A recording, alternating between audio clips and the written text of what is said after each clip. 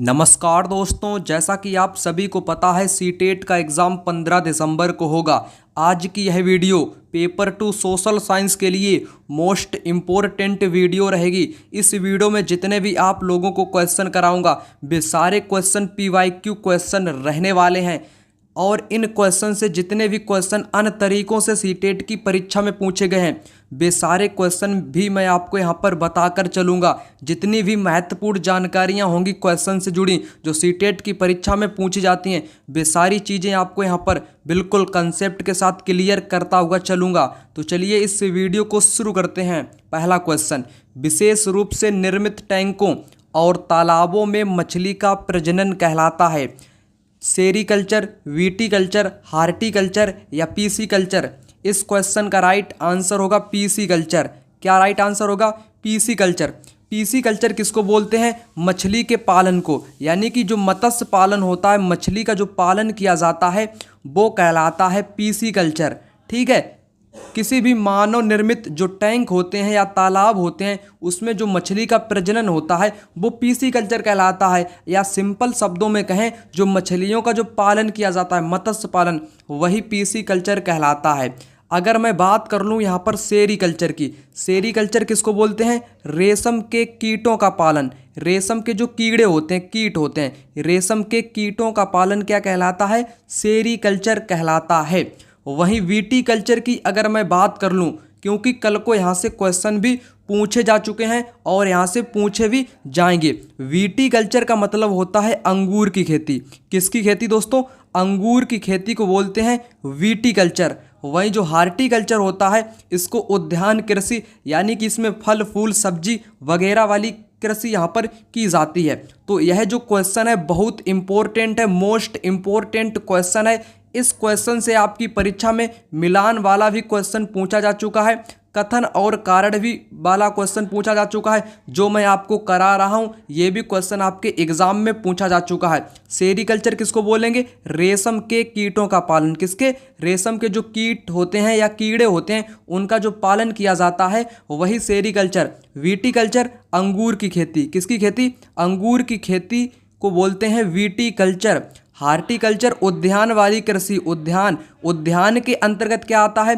फल आते हैं और सब्जियां आती हैं। ये जब उगाई जाती हैं, जब ये क्या कहलाती हैं? ये कहलाती हैं हार्टिकल्चर के अंतर्गत फल फूल सब्जी, ये कृषि यहाँ पर की जाती है। और पीसीकल्चर मैंने आपको बता ही दिया, मछलियों का पालन कहलाता है। इसलिए करेक्ट आंसर यहाँ पर 4 विकल्प हो जाएगा। क्वेश्चन नंबर 2 यहाँ पर कहता है कि the atmosphere is a thin layer of air surrounding the earth, what keeps the air to remain around the earth. पृथ्वी के चारों ओर फैली वायु की पतली परत को वायुमंडल कहते हैं। क्या चीज वायु को पृथ्वी के चारों ओर बनाए रखती है? चांद का गुरुत्वाकर्षण बल, पृथ्वी का गुरुत्वाकर्षण बल, सूर्य की ऊष्मा, पृथ्वी पर चट्टानें और महासागर। सबसे पहले आप लोग क्या करोगे? इस क्वेश्चन को समझो। पृथ्वी के चारों ओर जो पतली वायु की जो परतें पाई जाती हैं उसी को क्या बोलते हैं? उसी को वायुमंडल बोलते हैं। क्या चीज वायु को पृथ्वी के चारों ओर बनाए रहती है? यानी कि ऐसी कौन सी चीज है जो वायुमंडल को बांधे रखती है पृथ्वी पे? ठीक है, तो यहाँ पर करेक्ट आंसर होगा पृथ्वी का गुरुत्वाकर्षण बल। जो पृथ्वी का गुरुत्वाकर्षण बल है वो हमारे वायुमंडल को बांधे रहती है, बनाए रहती है चारों ओर। यहाँ पर करेक्ट आंसर सेकेंड ऑप्शन हो जाएगा। चलिए यहाँ पर बात करेंगे क्वेश्चन नंबर 3 की। यहाँ पर कहता है कि निम्नलिखित में से वायुमंडल का अधिकांश कौन सी 2 गैसें हैं? यहाँ पर आपको बताना है ऐसी कौन सी 2 गैसें हैं जो वायुमंडल एटमॉस्फेयर में सर्वाधिक मात्रा में पाई जाती हैं। Ozone and helium, nitrogen and hydrogen, carbon dioxide and oxygen, nitrogen and oxygen. इस क्वेश्चन का राइट आंसर कौन सा होगा? यहाँ पर करेक्ट आंसर होगा नाइट्रोजन और ऑक्सीजन। ये ऐसी 2 गैसें हैं जो हमारे वायुमंडल में अधिकांशतः पाई जाती हैं। अगर मैं बात करूं किसकी? नाइट्रोजन की। नाइट्रोजन कितने प्रतिशत पाई जाती है? ये पाई जाती है 78%। कितने? 78% नाइट्रोजन पाई जाती है। वहीं ऑक्सीजन की अगर मैं बात करूं, ऑक्सीजन लगभग 21% 21% पाई जाती है। क्या पाई जाती है? ऑक्सीजन पाई जाती है, वहीं नाइट्रोजन 78% पाई जाती है। ये लगभग में है, ठीक है, ये लगभग में है। और जो अन्य अदर गैसें होती हैं, कार्बन डाइऑक्साइड, ठीक है, वो भी यहाँ पर पाई जाती हैं। चलिए बढ़ते हैं अगले प्रश्न की तरफ। ये क्वेश्चन जो यहाँ पर चौथे नंबर का है, ये मोस्ट इम्पोर्टेंट क्वेश्चन है। ये कई बार क्वेश्चन पूछा गया है। ये कथन और कारण से भी रिलेटेड क्वेश्चन कई बार पूछा गया है। चलिए इस क्वेश्चन को यहाँ पर करते हैं। पृथ्वी पर उष्णकटिबंधीय क्षेत्र सबसे अधिक ऊष्मा प्राप्त करते हैं क्योंकि यहाँ सूर्य की किरणें तिरछी होती हैं, यह स्थल रुद्ध है, यह महासागरों से घिरी है, दोपहर का सूर्य ठीक सिर के ऊपर होता है। ये क्वेश्चन इसी वर्ष सीटेट की परीक्षा में पूछा गया था। यहाँ पर करेक्ट आंसर 4 विकल्प होगा, दोपहर का सूर्य ठीक सिर के ऊपर होता है। तभी तो उष्णकटिबंधीय क्षेत्र पर अधिक ऊष्मा प्राप्त होती है।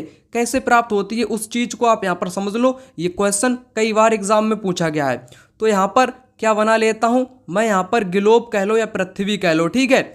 इसको बीच में कौन सी रेखा डिवाइड करती है, ये क्वेश्चन भी पूछा गया है, जिसको बोलते हैं विषुवत रेखा। क्या बोलते हैं? विषुवत रेखा बोलते हैं, या इसी को भूमध्य रेखा बोलते हैं। इसके ऊपर कौन सी रेखा होती है? ये होती है कर्क रेखा, जिसका मान कितना होता है? 23.5 डिग्री। कितना? 23.5 डिग्री उत्तरी गोलार्ध। और विषुवत रेखा के ठीक नीचे जिस प्रकार कर्क रेखा होती है उसी प्रकार मकर रेखा होती है, परंतु ये दक्षिणी गोलार्ध में स्थित होती है। इसका भी मान 23.5 डिग्री दक्षिणी गोलार्ध होता है। कर्क रेखा और ये जो मकर रेखा का क्षेत्र है, इसी क्षेत्र को क्या बोलते हैं? इसी क्षेत्र को बोलते हैं उष्णकटिबंधीय क्षेत्र। क्या बोलते हैं? जो दोस्तों कर्क रेखा और मकर रेखा वाला क्षेत्र होता है, कर्क रेखा और मकर रेखा वाला जो क्षेत्र होता है, इसी को क्या बोलते हैं? इस क्षेत्र को बोलते हैं उष्णकटिबंधीय क्षेत्र, ठीक है। उष्णकटिबंधीय क्षेत्र के नाम से इसी को जाना जाता है।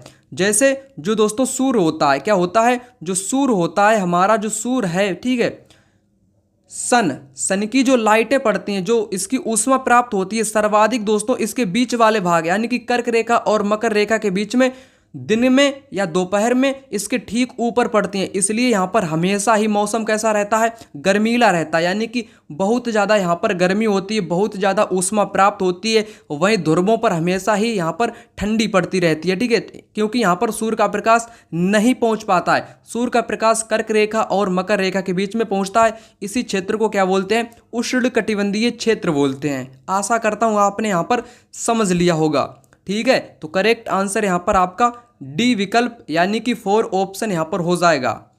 अब यहाँ पर बात करने वाले हैं क्वेश्चन नंबर 5 की।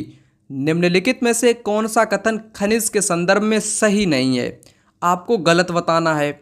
सभी खनिज अधात्विक होते हैं। कैसे होते हैं? अधात्विक होते हैं। ये प्राकृतिक रूप से प्राप्त होने वाले पदार्थ हैं। इनका एक निश्चित रासायनिक संगठन होता है। ये विभिन्न प्रकार के भूवैज्ञानिक परिवेश में निर्मित होते हैं। ये क्वेश्चन आपकी एग्जाम में पूछा गया है। गलत आपको बताना है नहीं वाला, ठीक है। तो पहला गलत है, बाकी 3 यहाँ पर ये करेक्ट दिए गए हैं।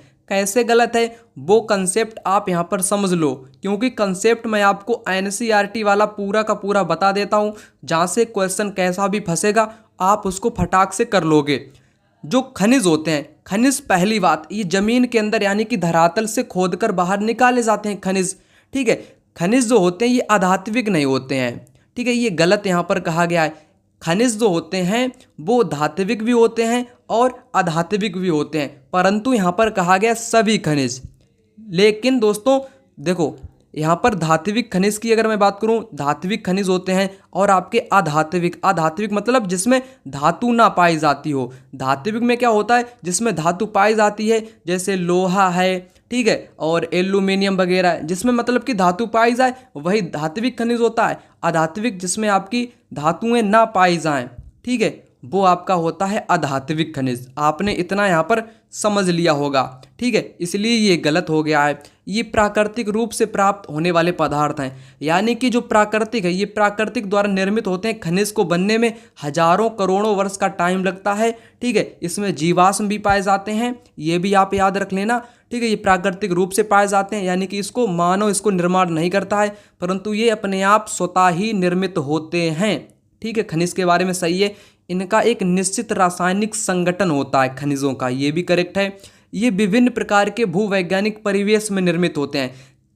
कई खनिज जो होते हैं ये कई बार पठारों पर निर्मित होते हैं, कहीं पर समतल भूमि यानी कि सभी जगहों पर, यानी कि ऐसे परिवेश में निर्मित होते हैं जो भूवैज्ञानिक परिवेश में निर्मित होते हैं। ठीक है, विभिन्न प्रकार से कहीं पर्वतों पे, पठारों पे, नदियों के अंदर, सभी जगहों पर ये क्या पाए जाते हैं, खनिज आपके मिलते हैं।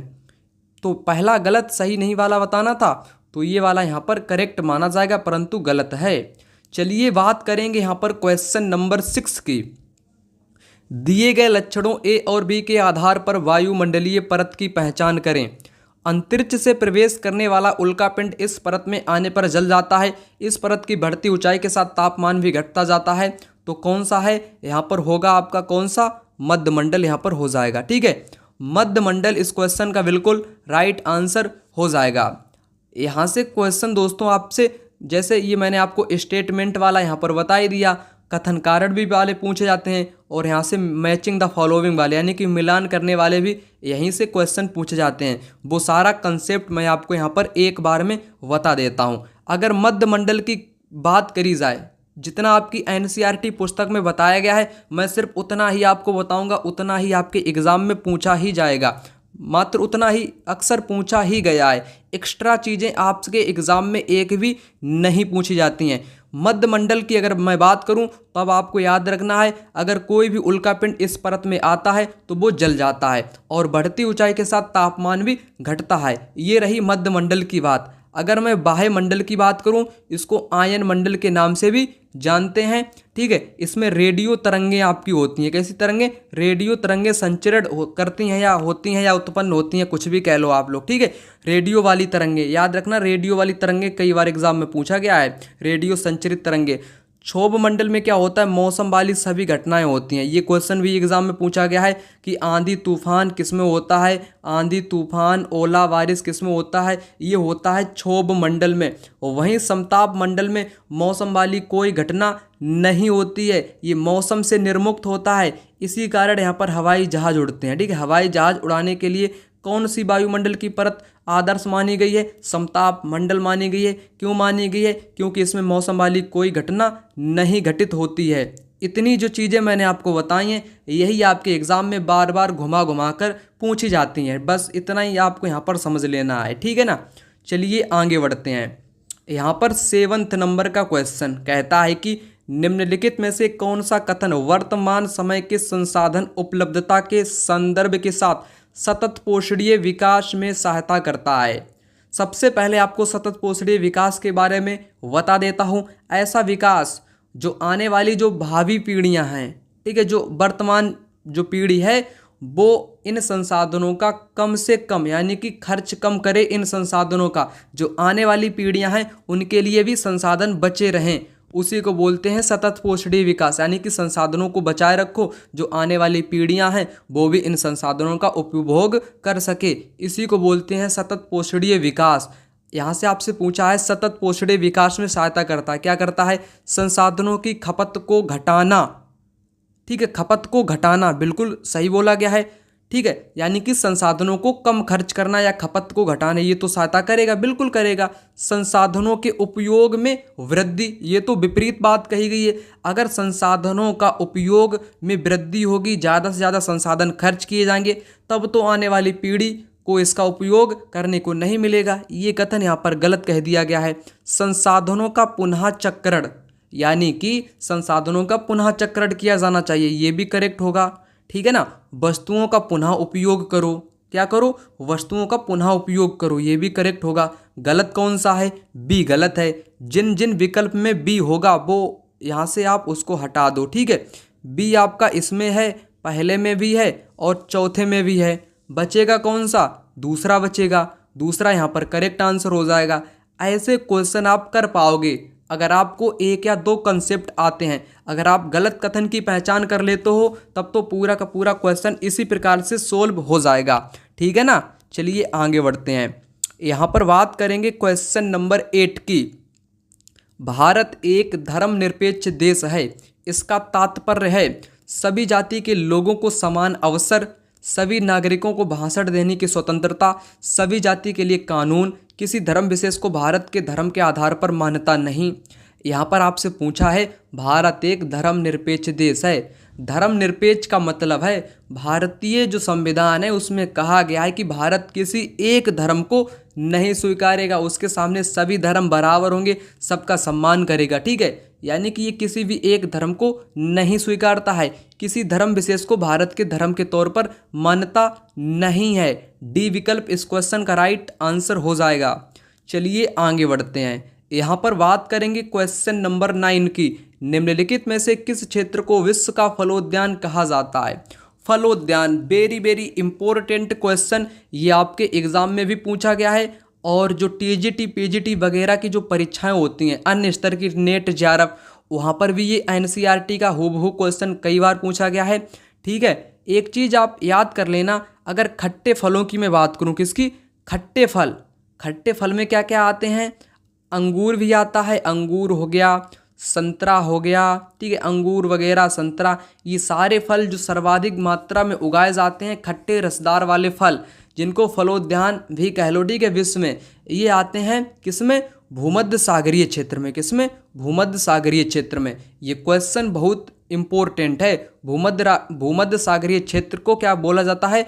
विश्व का फलोद्यान कहा जाता है। यहाँ पर खट्टे फल सर्वाधिक मात्रा में उगाए जाते हैं, अंगूर, संतरा जैसे। ठीक है, तो ये महत्वपूर्ण है एग्जाम के लिए। यहाँ पर बात करेंगे क्वेश्चन नंबर 10 की। हमारा सौर परिवार निम्नलिखित खगोलीय पिंडों से बना है। ग्रह से भी बना है, उपग्रह से भी बना है, क्षुद्र ग्रह से भी बना है, सप्तऋषि से मिलकर बना है? नहीं बना है। ठीक है, इनसे मिलकर नहीं बना है, बल्कि किन से मिलकर बना है? नक्षत्र मंडल भी है, ग्रह भी है, सूर्य भी है, ये भी तो है, उपग्रह भी है, ग्रह है, ध्रुव तारा भी है, परंतु ये तो उसके अंतर्गत आते हैं। ठीक है, हम सौर मंडल के अंतर्गत आते हैं। ये सौर मंडल का निर्माण नहीं करते हैं। कौन निर्माण करता है? सूर्य, जो कि सौर मंडल का मुखिया है, मैन है। ग्रह, उपग्रह, क्षुद्र ग्रह, उल्कापिंड, ये मिलकर करते हैं किसका निर्माण? सोलर सिस्टम, यानी कि सोलर फैमिली जो है उसका निर्माण करती है। ठीक है, सौर मंडल का निर्माण कौन करती है? सौर परिवार का निर्माण कौन करती है? सूर्य करता है। ग्रह, उपग्रह, क्षुद्र ग्रह और उल्कापिंड इसका निर्माण करते हैं। ठीक है ना। चलिए आगे बढ़ते हैं। यहाँ पर आ चुका है 11 नंबर का क्वेश्चन। कहता है कि गैरीसन नगर, कैसे नगर? गैरीसन नगर से अभिप्राय है किलेबंद वसाओं जहां सैनिक रहते हैं, उत्पादन केंद्रों के माल को बेचा जाता है, एक महत्वपूर्ण व्यापारिक पतन नगर, नगर से लगी हुई भूमि जो इसे माल की आपूर्ति करती है। तो ये क्वेश्चन बहुत हलवा क्वेश्चन है, परंतु एग्जाम में पूछा गया है। गैरीसन नगर कह लो या छावनी नगर। गैरीसन नगर को छावनी नगर के नाम से भी जानते हैं। जैसे मेरठ शहर है, वो छावनी के अंतर्गत आता है। मेरठ, अंबाला, ठीक है, जैसे शहर हैं, दिल्ली हो गया, ये सारे के सारे छावनी नगर के अंतर्गत आते हैं। जहाँ पर जो सिपाही होते हैं, ठीक है, जहाँ पर सैनिक लोग रहते हैं, वही छावनी कहलाते हैं। ओके, तो यहाँ पर आपको बताना है, क्या बताना है? गैरीसन नगर क्या होता है? किलेबंद वसाओ जहाँ पर सैनिक रहते हैं। सिंपल सी बात है। चलिए आगे बढ़ते हैं। यहाँ पर बात करेंगे 12 नंबर के क्वेश्चन की। निम्नलिखित ग्रहों का कौन सा संयोजन गैसीय ग्रह कहलाता है? कैसा? गैसीय ग्रह कहलाता है। यहाँ पर करेक्ट आंसर आपका कौन सा होगा? बृहस्पति, शनि, यूरेनस, नेपच्यून, बृहस्पति, मंगल, पृथ्वी, नेपच्यून, शुक्र, पृथ्वी, मंगल, शनि, मंगल, शुक्र, शनि, यूरेनस। करेक्ट आंसर होगा पहला विकल्प, बृहस्पति, शनि, यूरेनस, नेपच्यून, यानी कि अरुण और वरुण। गैसीय ग्रह जो होते हैं दोस्तों, ये बड़े ग्रह होते हैं। ठीक है, इनको वाह्य ग्रह के नाम से भी जानते हैं। ठीक है, ये कैसे ग्रह होते हैं? वाह्य ग्रह, यानी कि बाहरी वाले ग्रह ये बड़े होते हैं, जैसे बृहस्पति, शनि, अरुण, वरुण। इनके जो अलावा जो ग्रह हैं, ठीक है, जैसे पृथ्वी है, मंगल है, ठीक है, ये कैसे ग्रह हैं? शुक्र, बृहस्पति, मंगल, ये कैसे ग्रह हैं? ये आपके आंतरिक ग्रह कहलाते हैं। इनको छोड़कर जितने भी ग्रह बचेंगे वो सारे आंतरिक हैं, परंतु ये बाहरी ग्रह के अंतर्गत आते हैं। इन्हीं को गैसीय ग्रह के नाम से भी जानते हैं। ठीक है, चलिए आगे बढ़ते हैं। यहाँ पर 13 नंबर का क्वेश्चन। भूमि की एक संकरी पट्टी जो दो भूखंडों को जोड़ती है वो कहलाती है भूसंधि। भूसंधि कहलाती है। जल संधि जो जल वाले भाग को जोड़ेगी वो जल संधि कहलाएगी। चलिए आगे बढ़ते हैं। यहाँ पर 14 नंबर का प्रश्न। उच्च प्राथमिकता स्तर पर सामाजिक विज्ञान में शामिल किया गया है। इतिहास को भी शामिल किया गया है, भूगोल को भी, अर्थशास्त्र को, परंतु समाजशास्त्र को शामिल नहीं किया गया है। इतिहास भी है, भूगोल भी है, राजनीतिक विज्ञान भी है, परंतु समाजशास्त्र नहीं है, ना ही मनोविज्ञान है। ठीक है, यहाँ पर बी विकल्प करेक्ट आंसर होगा। इतिहास, हिस्ट्री, भूगोल, ज्योग्राफी, राजनीतिक विज्ञान, पॉलिटिकल साइंस, अर्थशास्त्र यानी कि इकोनॉमिक, ये 4 टॉपिक यानी कि जो 4 सब्जेक्ट हैं, ये उच्च प्राथमिक कक्षा 6 से लेकर 8 तक के विद्यार्थियों के बीच में ये सब्जेक्ट सोशल साइंस, सामाजिक विज्ञान में शामिल किए गए हैं। ये महत्वपूर्ण है। यहाँ पर बात करेंगे 15 नंबर के क्वेश्चन की। स्त्री पुरुष तुलना नामक पुस्तक की रचना निम्नलिखित में से किस सुधारक द्वारा की गई? ये की गई है ताराबाई सिंधी के द्वारा। किसके द्वारा? ताराबाई सिंधी के द्वारा इस पुस्तक की रचना करी गई है। पंडिता रमाबाई कौन है? ये संस्कृत की विदुषी हैं। संस्कृत की कौन है? संस्कृत की विदुषी। विदुषी का मतलब क्या होता है? विदुषी का मतलब होता है विद्वान। ठीक है, ये स्त्रीलिंग शब्द है विदुषी। अगर आप हिंदी जानते होगे तो विद्वान, पुरुष को विद्वान कहेंगे, वहीं महिला को विदुषी कहेंगे। ठीक है, ये संस्कृत की विदुषी हैं पंडिता रमाबाई, जिन्होंने पुणे में किसकी स्थापना की है? विधवा गृह की स्थापना की है। ठीक है ना। और रामास्वामी पेरियार हैं, ये तो मनुस्मृति, भगवत गीता, रामायण ग्रंथों के कैसे हैं? ये कट्टर आलोचक थे। ठीक है, और इन्होंने स्वाभिमान आंदोलन शुरू किया। कौन सा? आत्मसम्मान कह लो या स्वाभिमान आंदोलन किसने शुरू किया? रामास्वामी पेरियार ने शुरू किया था। करेक्ट आंसर मैंने आपको बता ही दिया, ताराबाई सिंधे। चलिए आगे बढ़ते हैं। भारतीय संविधान की व्याख्या का अंतिम अर्थ निर्णायक किसे माना जाता है? किसे माना जाता है? यहाँ पर माना जाता है न्यायपालिका को। किसको? न्यायपालिका को माना जाता है। चलिए आगे बढ़ते हैं। अंतरिक्ष से प्रवेश करने वाले उल्कापिंड वायुमंडल की इस परत में आने पर जल जाते हैं। मैंने आपको बताया था।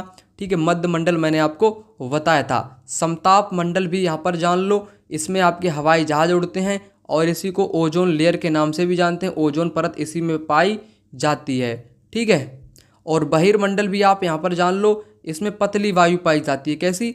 पतली वायु इसी में पाई जाती है, तरल अवस्था में पाई जाती है। ये भी महत्वपूर्ण है। और वायुमंडल को मैंने आपको बताया ही था, रेडियो वाली तरंगों से संबंधित होती है।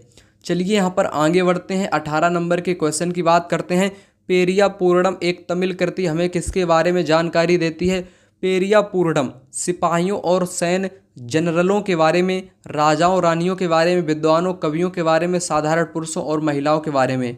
यहाँ पर करेक्ट आंसर जो है वो 4 नंबर वाला होगा। साधारण पुरुष और महिलाओं के बारे में कौन सा ग्रंथ जानकारी देता है? जो कि एक तमिल ग्रंथ है, पेरिया पूर्णम। ठीक है ना। तो ये क्वेश्चन एग्जाम में पूछा गया है। यहाँ पर आ चुका है 19 नंबर का क्वेश्चन।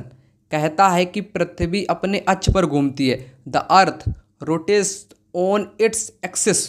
तो कैसी घूमती है आपको बताना है। पश्चिम से पूरब, from west to east, from north to east south, from east to west, from south to north. यहाँ पर आपको बताना है। ठीक है ना। ये क्वेश्चन एग्जाम में पूछा गया है, स्टेटमेंट वाले में भी पूछा गया है और जो मैं आपको करा रहा हूँ ये भी पूछा गया है। तो जो पृथ्वी है ये पश्चिम से पूरब की ओर चक्कर लगाती है, फ्रॉम वेस्ट टू ईस्ट। ठीक है, जो पूरब का टाइम होता है, पूरब का टाइम कैसा होता है दोस्तों? पूरब का टाइम आगे रहता है और पश्चिम का टाइम पीछे रहता है।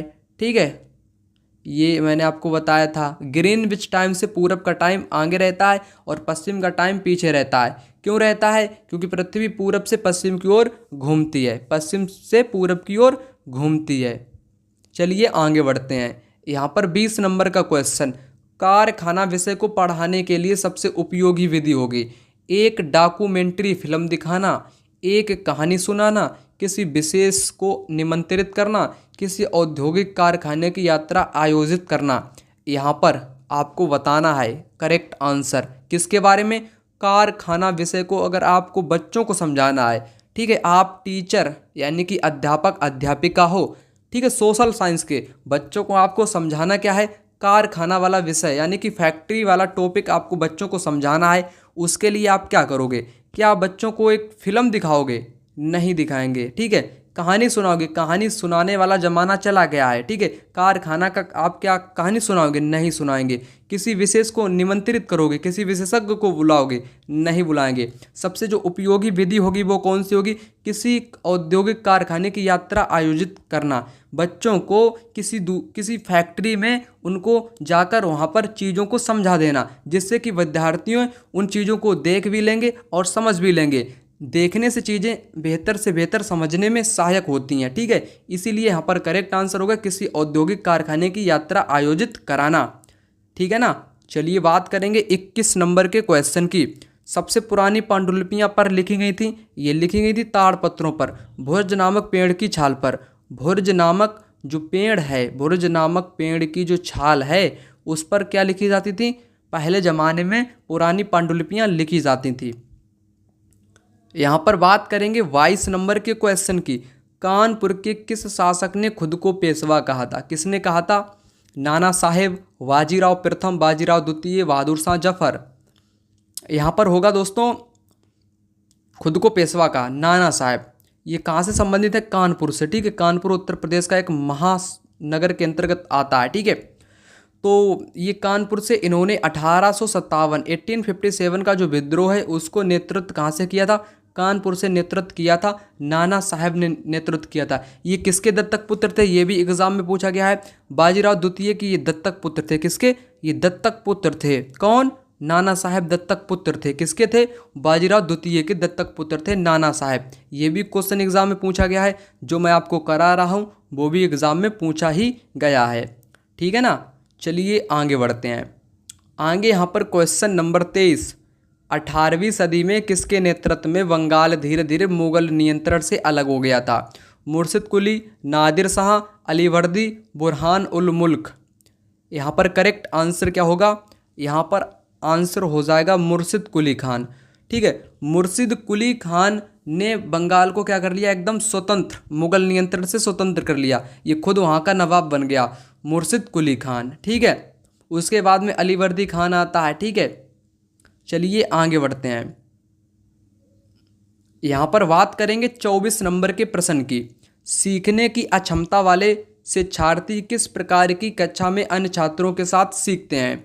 यानी कि एक ऐसी कक्षा है, कैसी कक्षा है, एक ऐसी कक्षा है जिसमें दोस्तों कुछ बच्चे कैसे हैं, कुछ बच्चे होशियार हैं, इंटेलिजेंट हैं, ठीक है, इंटेलिजेंट हैं कुछ बच्चे, और कुछ बच्चे वीक हैं, यानी कि कुछ बच्चे कमज़ोर हैं, ठीक है। ये इनको आप अलग अलग करके बिठाओगे या एक ही कक्षा में उनको पढ़ाओगे, तो सबसे बढ़िया तरीका है एक ही कक्षा में इन सभी विद्यार्थियों को आप लोग समझाओगे। यानी कि इसी को बोलते हैं समावेशी कक्षा बोलते हैं, ठीक है। सीखने की अक्षमता यानी कि कुछ बच्चे कमज़ोर हैं, उन शिक्षार्थी किस प्रकार की कक्षा में अन्य छात्रों के साथ सीखेंगे, समावेशी, सभी को आप सम्मिलित करेंगे, चाहे बच्चा कमज़ोर हो चाहे होशियार हो, ठीक है, ये यहाँ पर कहा जाएगा। चलिए यहाँ पर बात करेंगे 25 नंबर के क्वेश्चन की। पंचवाड़ी और बीजक में निम्नलिखित में से किस महान हस्ती के छंद और विचारों को संरक्षित किया गया है। यहाँ पर होगा क्या होगा, कबीरदास। कबीरदास करेक्ट आंसर होगा। अगर आपसे कल को एग्ज़ाम में पूछ लिया जाए मीराबाई के गुरु कौन थे, रविदास। वीडियो देखने के लिए धन्यवाद। इस वीडियो को लाइक करना मत भूलिएगा, कमेंट बॉक्स में एक प्यारा सा कमेंट करना भी मत भूलिएगा। अगर इस चैनल पर नए हो तो चैनल को अभी फटाक से सब्सक्राइब कर लो। मिलता हूँ दूसरी वीडियो में, तब तक के लिए जय हिंद।